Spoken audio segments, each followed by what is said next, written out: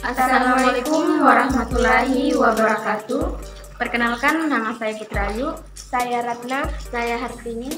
Kami dari Prodi Ekonomi Syariah kelas 2B. Dalam kesempatan ini kami akan membuat sebuah video untuk memenuhi tugas UAS mata kuliah Teori Ekonomi Makro yang membahas tentang materi inflasi dan pengangguran.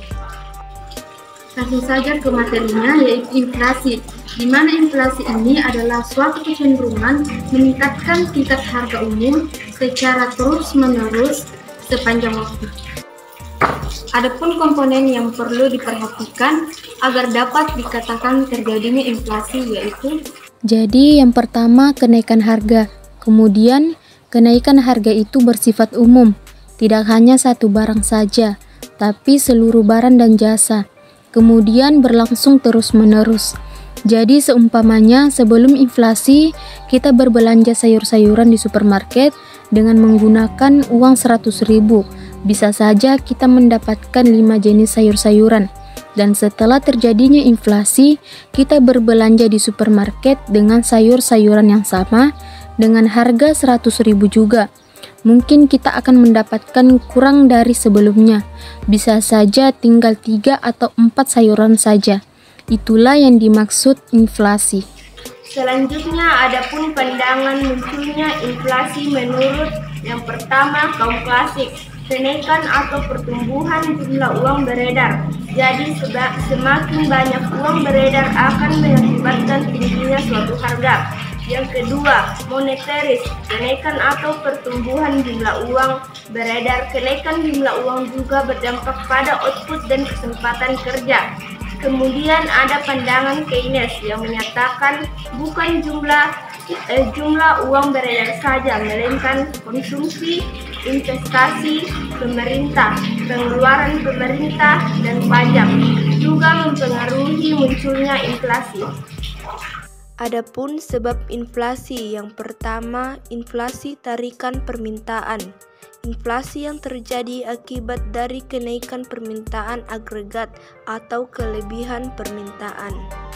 Yang kedua, inflasi dorongan biaya atau goncangan penawaran, yaitu inflasi karena goncangan penawaran adalah inflasi yang terjadi sebagai akibat adanya kenaikan biaya produksi yang menyebabkan perusahaan mengurangi suplai barang dan jasa mereka ke pasar. Yang ketiga, inflasi struktural, yaitu inflasi yang terjadi akibat dari adanya berbagai kendala atau kelakuan struktural yang menyebabkan penawaran dalam perekonomian menjadi berkurang atau tidak responsif terhadap permintaan yang meningkat. Adapun dampak inflasi, yang pertama terjadinya redistribusi pendapat, yang kedua penurunan efisiensi ekonomi, yang ketiga perubahan dalam output dan kesempatan kerja, yang keempat lingkungan yang tidak stabil. Studi inflasi adalah keadaan di mana pertumbuhan ekonomi melambat dan secara bersama-sama inflasi tinggi dan pengangguran tinggi. Kemudian di teori inflasi terdapat yang namanya kurva Phillips. Kurva Phillips ini menghubungkan antara tingkat inflasi dan pengangguran, bahwa hubungannya itu adalah negatif. Artinya, ketika inflasi meningkat, maka pengangguran akan turun dan sebaliknya. Nah, untuk kurvanya kita bisa lihat ketika inflasinya naik ke 2,5% yang awalnya 1,5%, maka penganggurannya akan berkurang jadi 4% yang sebelumnya 6%. Nah, kurva seperti di atas terjadi ketika jangka pendek saja, hanya jangka pendek. Kurva ini bisa terjadi, namun kenyataannya dalam jangka panjang, kurva Phillips jangka panjang seperti ini, yaitu tegak lurus dari atas ke bawah. Artinya, di dalam jangka panjang, kenaikan inflasi terus-menerus akan mengakibatkan pengangguran, akan kembali ke titik alamiah. Kita bisa membaca sejenak di sini.